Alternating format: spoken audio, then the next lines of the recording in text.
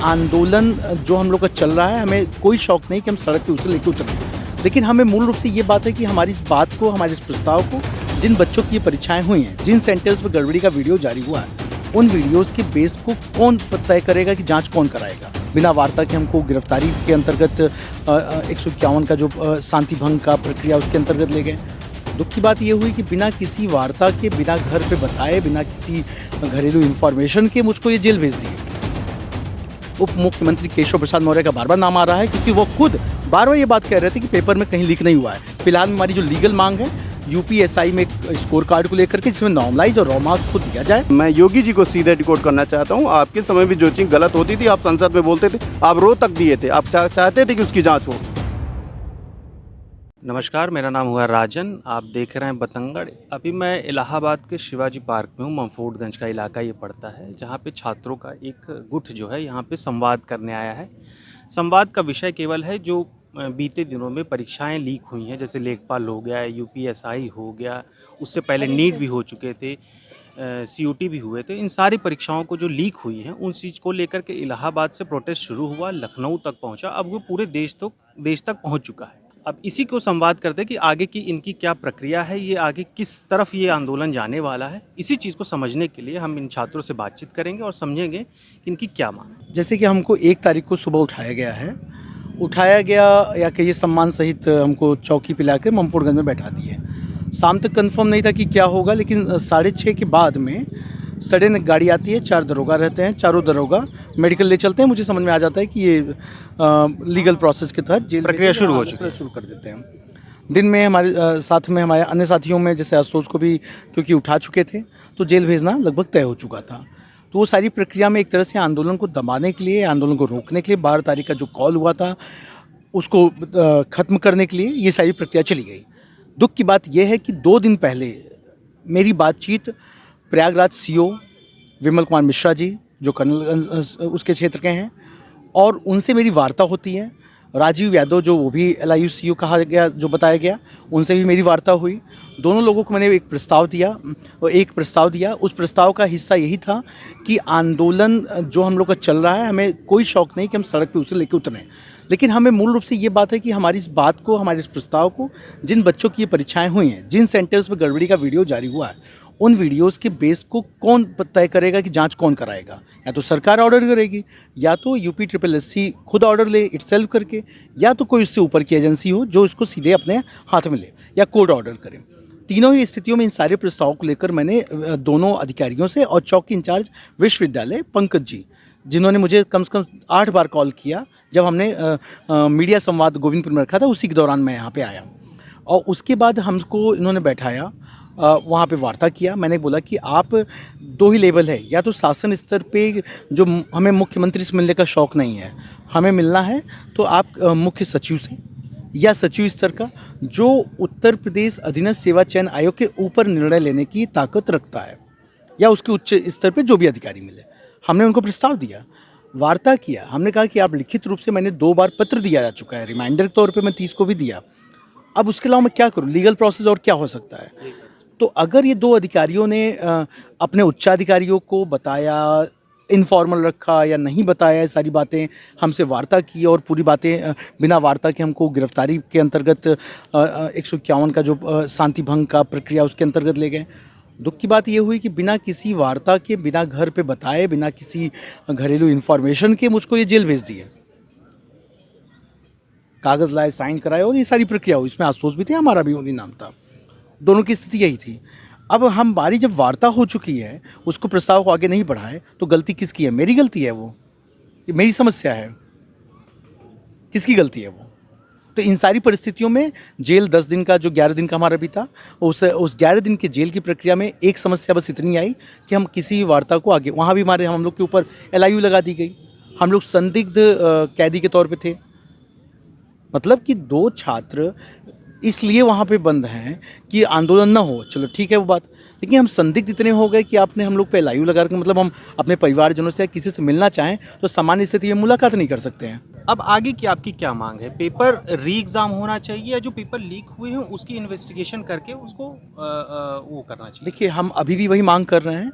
12 तारीख के आंदोलन के होने के बाद वहाँ पे पूरा मिसगाइडेड हो गया पूरा आंदोलन। आंदोलन डिस्टर्ब हुआ। आंदोलन के जो भी शिक्षक थे अनुभव विहीन थे आंदोलन को लेकर के। आंदोलन विहीन मतलब कि किसी प्रकार के योजनाबद्ध तरीके से काम न करने के कारण उन लोगों का 12 तारीख के आंदोलन में कोई शुद्ध निर्णय नहीं लिया जा सका। इसलिए हमने पुनः निर्णय लिया। कल शाम को मैं, क्योंकि 11 तारीख को रात्रि में छूट चुका था, 12 मुझे प्रतिबंधित था, मैं नहीं जा सकता था, फिर वही प्रक्रिया फंस थी। 13 को मैंने इंतज़ार किया और शाम को मैंने फिर निर्णय लिया कि मैं पुनः इसको शुरुआत करूंगा। और जो 2 पूर्व में पत्र दिया था, एक पत्र में मांग किया गया था 72 घंटे में निर्णय लेकर जांच करा करके इसका क्या जजमेंट है, क्या उसमें हुआ है, इसको बताएं। और दूसरी बार जो मैंने पत्र दिया उसमें ये बात किया कि एक विशेष कमेटी बना करके, वो चाहे हाई कोर्ट या जो भी आपको बेस्ट लगते हैं उनके अपने निर्णय के आधार पे इसको निर्णय लिया जाए कि जो 3 सेंटर पे वीडियोज़ आए हैं उस वीडियोज़ के क्या आधार थे, अंदर क्या समस्या थी। हाँ, हालांकि एक बातें बताई गई कि अंदर विकलांगों की वजह से ऐसी घटना हो गई, समय ज़्यादा लिया गया। हम कहे विकलांग 2-4 होंगे, 10 होंगे कि 400-500 लोग होंगे।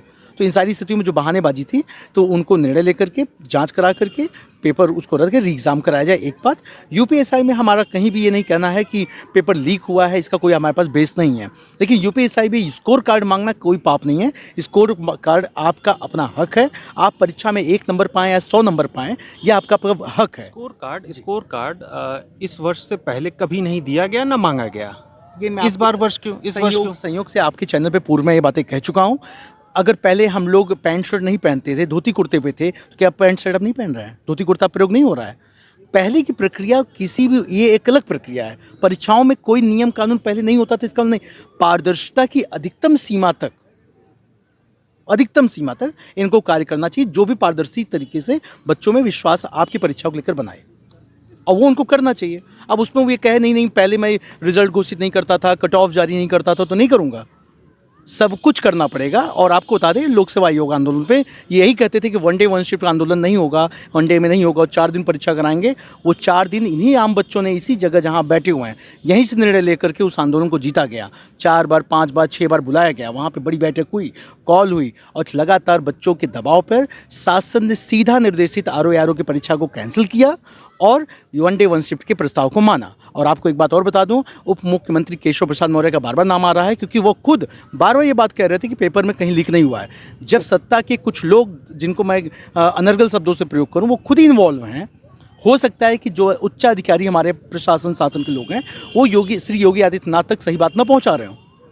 ऐसा तो नहीं कि उनको नहीं पता चला है, उनको पता चला, लेकिन झूठी शान और मान के चक्कर में वो मुख्यमंत्री तक सही बात नहीं पहुंच रही, जिसकी वजह से ये समस्या बनी हुई। व्यक्तिगत स्थिति में हम लोग पर जेल भेजना, आंदोलन दबेगा नहीं। कल लोअर की भर्ती है, उसमें भी यही होगा। अन्यत्र भर्ती वही होगा। PCS 24 का रिजल्ट आया, देख रहे हैं क्या स्थिति है, मार्क्स का कितना अप एंड डाउन है। कौन बोलेगा, कैसे बोलेंगे, कब बोलेंगे भाई? फिलहाल में हमारी जो लीगल मांग है यूपीएसआई में स्कोर कार्ड को लेकर के, जिसमें नॉर्मलाइज और रॉ मार्क्स को दिया जाए, ये कोई गलत मांग नहीं है, ये एकदम रियल मांग है। पहले नहीं करते थे, इसका मतलब ये नहीं कि नहीं देंगे, आपको देना चाहिए। आखिर अंततः नॉर्मलाइज मार्क्स हमें पता होना चाहिए कि हमने कितने क्वेश्चन अटेम्प्ट किए। एक तो हम जितने क्वेश्चन कर रहे हैं हमारे मार्क्स कम कर दिए जा रहे हैं गलत कठिन और सरल के आधार पर। तुम कौन होते यार, पेपर मैं दिया, मुझे इतना नंबर मिलना चाहिए, तो तुम नॉर्मलाइज लगा दिया, नियम लगा दिया। यार एक दिन में कराओ ना, फिर क्यों हिम्मत नहीं हार रहे हो?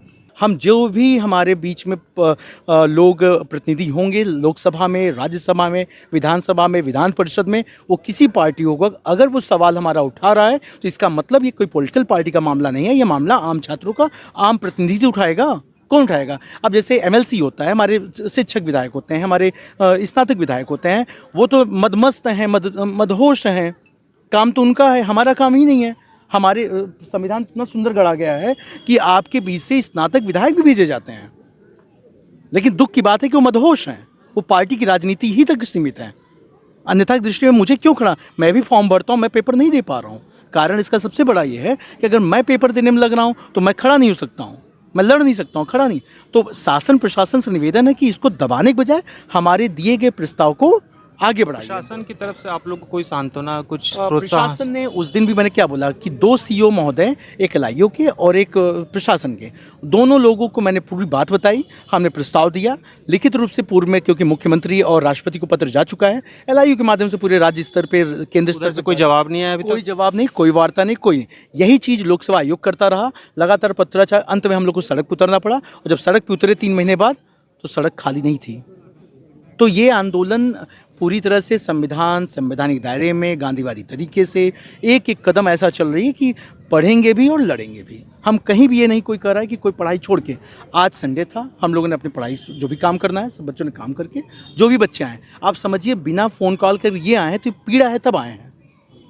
हमने कोई ये पब्लिक ऐसा कह नहीं दिया कि तुम उतर के हिंसा। और आज तक के इतिहास में हमारे द्वारा या हमारे टीम द्वारा इनविजिबल ज़्यादातर लोग क्योंकि जॉब वाले लोग हैं तो वो कभी सामने नहीं आते हैं हमारे बीच में जो लोग हैं, और अच्छे कॉम्पिटिटर हैं वो लोग सीधा कहते हैं हम इस आंदोलन को पूरा सहयोग करते हैं और खड़े रहेंगे जब तक बच्चों की मांगें पूरी नहीं होती हैं। किसी प्रकार के राजनीतिक पार्टी का अगर कोई ये कहता है कि ये मेंबर है, वो भी मैं एकदम स्पष्ट कर दूं आपके चैनल के माध्यम से, ये पूर्णतः एक तरह से आंदोलन को मिसगाइड करने के लिए, गलत रास्ते पर ले जाने के लिए किया जा रहा है। और एक और बात, जो शिक्षकगण ये सोच रहे हैं कि वो अकेले चल करके आंदोलन को जीत लेंगे, आंदोलन को बर्बाद कर चुके हैं कुछ लोग। 31 मांग देना कोई जायज़ मांग नहीं है। अभी हमारी 2 मूल बड़ी मांग है, वह मांग हमारी पहले पूरी होनी चाहिए। एक, परीक्षा में गड़बड़ी हुई तो री एग्ज़ाम कराने के बाद यूपीएससी के स्कोर कार्ड को जान लेकर के, और साथ में केंद्रीय स्तर की जो नीट पेपर में उसमें मांग चली रही है, खास करके उन्होंने नीट पेपर को दोबारा करवा रहे हैं वहाँ की गड़बड़ी को लेकर के, और एसएससी जीडी और जो भी उसमें वहाँ के सेंटर रद्द के दोबारा एग्ज़ाम हो रहा है। तो अंततः राज्य सरकार को चाहिए कि जो कार्य केंद्र पे स्तर पर हो रहा है ये तत्काल अपने संज्ञान में लें और री एग्ज़ाम को कराएं जांच कराने के बाद। लोकतंत्र की सबसे पहली प्रणाली, अगर जनता कोई मांग उठाती है, कुछ भी बोलती है, कोई बात होती है, सरकार को सुनना उसकी प्राथमिकता होनी चाहिए। जैसे कोई पेपर लीक हुआ है, मान लीजिए उसकी बात आवाज़ उठा रहे हैं, बच्चे कह रहे हैं, पेपर से वीडियोज़ आ रहे हैं, सबसे पहली प्राथमिकता होनी चाहिए उसकी गहन तरीके से, अच्छे तरीके से उसकी जाँच कराई जाए। अगर जांच नहीं कराई जाती है, उसकी कोई उसको निगरानी नहीं की जाती है, उसको इग्नोर कर दिया जाता है, तो ये कहीं ना कहीं एक लोकतंत्र नहीं, ये राजतंत्र की एक तानाशाही, अघोषित तानाशाही के रूप में इसको देखा जा सकता है। क्योंकि अगर कहीं भी किसी भी देश में अगर या किसी भी राज्य में इस तरीके से होता तो ये सही नहीं है लोकतंत्र के लिए। दूसरी बात, जैसे हम लोग पेपर दे के बाहर से आए, ये हुआ कि मेरा पेपर ठीक ठाक हुआ था, मुझे लगा कि इस बार हो जाएगा, मतलब 4-5 साल से तैयारी कर रहे हैं, घर पिताजी किसान हैं, तो लगा कि मतलब हो जाना चाहिए, बेरोज़गारी दूर होना चाहिए। समस्याएं इलाहाबाद में जो बच्चे रह रहे हैं 10 बाई 12 के कमरे में ददीज की तरह अपने आप को गला रहे हैं, तो उनको ज़रूरत है जॉब की, किसी भी तरीके से मिल जाए, कोई भी मिल जाए। जब बच्चा पेपर दे के बाहर निकलता है तो उसके सामने वीडियोज़ आते हैं, टेलीग्राम पे मैसेज आते हैं कि यहाँ से पेपर बिक रहा था, यहाँ से पेपर बिक रहा था। आप पेपर लीक हुआ हो ना हुआ हो, आप मेंटली रूप से कितना परेशान हो जाएंगे जब आपका पेपर अच्छा हुआ हो, जब आप तुरंत आपका आंसर किया। इतनी फास्टेस्ट आंसर की किसी भी एग्ज़ाम की आज तक नहीं है जितना लेखपाल की आ गई, तुरंत आंसर की आ गई, रिजल्ट आने की भी तैयारी हो रही है। अगर बच्चे मांग उठा रहे हैं, जायज़ मांग है, अगर गलत हुआ है तो मांग उठा रहे हैं। आप भी मैं योगी जी को सीधे डिकोड करना चाहता हूँ, आपके समय भी जो चीज़ गलत होती थी आप संसद में बोलते थे, आप रो तक दिए थे, आप चाहते थे कि उसकी जाँच हो। तो हम लोग भी बच्चे हैं, हम लोग भी मांग अपनी उठा रहे हैं, तो उसकी जांच हो। अगर गलत है तो उसको डिनाई करिए, अगर सही हो तो उसको बर्खास्त करिए, री एग्ज़ाम करवाइए, यही सर हमारी मांग है। और जो भी छात्र चाहते हैं कि हम आवाज़ न उठाएं, घर में बैठे रहें, हमारे लिए होगा एक छोटी सी लाइन है कि समर शेष है नहीं पाप का भागी केवल व्याघ्र, और जो तटस्थ हैं समय लिखेगा उनके भी अपराध। जो तटस्थ हैं सर उनके भी अपराध लिखे जाएंगे। मेरा घर जलता देखने वालों, फूस का छप्पर आपका है, आग के पीछे तेज हवा है, आगे मुकद्दर आपका है। उसके कत्ल पर मैं भी चुप था, मेरा नंबर अब आया, मेरा नंबर अब आया, मेरे कत्ल पर आप भी चुप हैं, अगला नंबर आपका है। बहुत बहुत धन्यवाद। आप देख रहे हैं कि किस तरह से जनता मतलब स्टूडेंट्स को लेकर के जितनी भी मांगे की जा रही हैं वो जायज़ मांगे हैं। प्रशासन को इस बात का अंदेशा है कि इनके साथ नाजायज़ी हुई है, लेकिन वह अपनी कार्रवाई उस तरीके से नहीं कर रही है कि स्टूडेंट संतोषजनक इसका परिणाम पा सकें। आप देख रहे थे बतंगड़, आगे की खबरों के लिए बने रहिएगा। बहुत बहुत धन्यवाद।